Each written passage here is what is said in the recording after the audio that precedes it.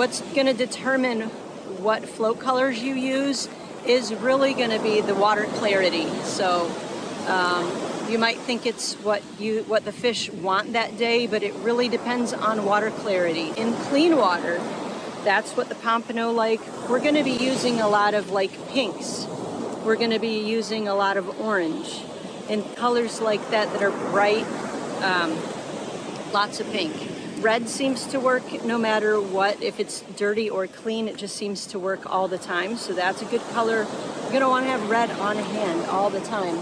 When we get to this murkier water, the dirtier water, the rigs that work better, the floats that work better are going to be your greens and your chartreuse, your yellows. And I noticed darker colors seem to have a better effect too, because it seems like they can see the darker profiles better. So we have a purple rig.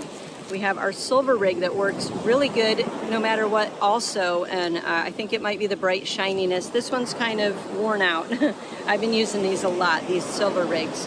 The reason that works is because when you look at science and you study the different water columns and what colors penetrate through different water columns, and the deeper it gets or the dirtier it is, there are certain colors that are more visible.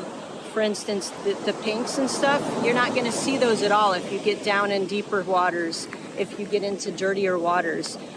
Just the way that light works and the way that the science behind it, the rigs and the colors that are going to be more visible are your greens and your yellows.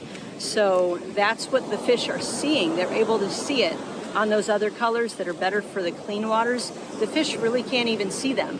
So that is a little pro tip there about what colors to use depending on the water clarity. Hope that helps.